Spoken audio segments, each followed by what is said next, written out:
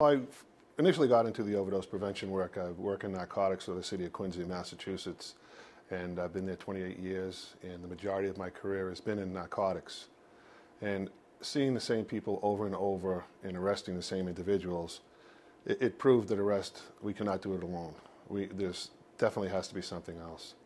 And then as time progressed, we saw a number of overdose deaths.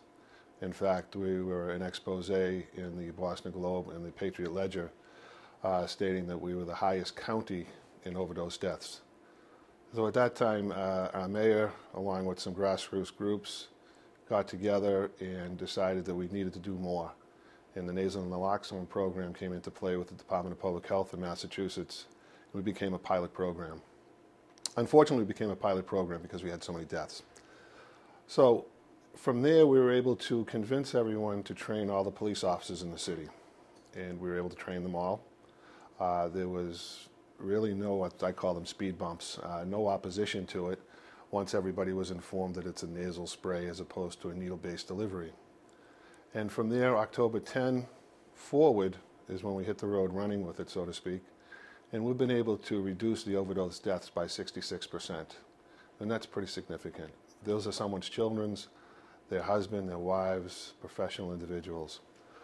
So from that point forward, we've just been rolling right along. We've deployed nasal Narcan in 165 situations, and in 159 situations, we were able to reverse that. I like to say we reverse them, then the hospital and counseling hopefully saves them. So that's how we started initially and brought us to this point here. And probably our best success story is the fact that we get word of mouth back from some counselors that in a program in the North Shore section of Massachusetts, 2 people that were there for treatment stated that they were able to go to treatment and be alive because of Quincy police officers who reversed their overdose and ultimately got them into treatment, into a bed treatment center, which was great. And they praised the officers and they wanted to know who they were if they could ever find out. So that's our success story. Those things right there. If we can save one individual, the program's a success.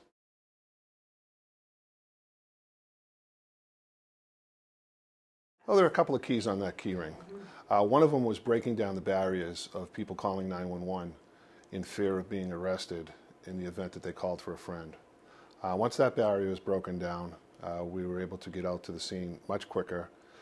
Being on the scene, the police officers are trained as first responders, and having that tool, that extra tool as I call it in the kit, the Narcan, was able to do that. But breaking down the barriers was number 1 key on the ring. And number 2 was just educating the public as to the police are there to help.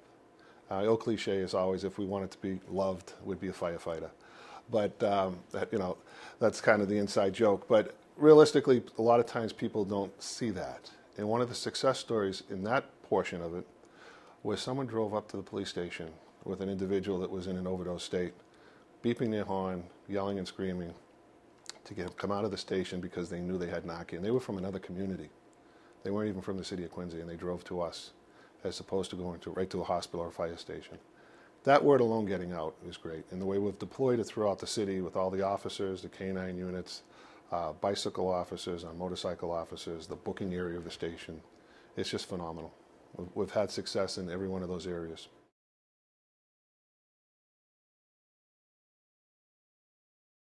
Yes, that also was probably the 3rd ring on the key, I should have mentioned, that it did help. It reduced the fear of people being arrested at the scene for minor possessionary charges and so forth. Our whole idea is to get help to the individual, and let's worry about any type of criminal action later on, which 99.9% of the time does not come, because we're based on helping the individual first, and then we'll see where it goes from there.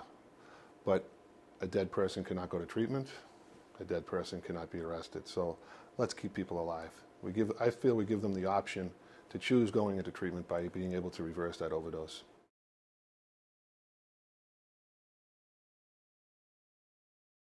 Yes, I think it should just snowball right across. I use an analogy of the automatic external defibrillators that police officers did not have in their cruisers before. And now they are. It's another tool in order to help individuals out in the street. And that's part of our job. We're part of the EMS system. And we're the first link in that. And we should have the tools to help the citizens, no matter what their situation is, whether it be an overdose or some other type of situation.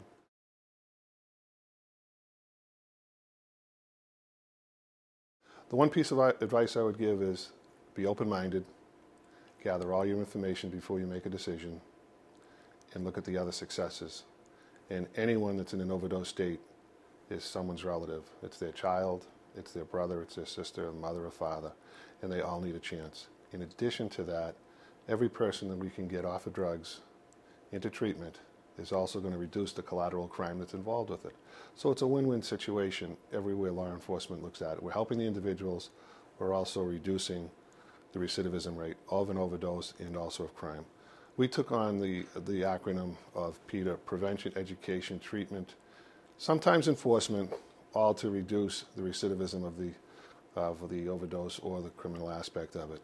And we've changed our focus in Quincy. We've changed from just going out and arresting because, as I said, we're not going to arrest ourselves out of this situation. And we've changed that, and we've helped a lot of individuals as we've gone through it.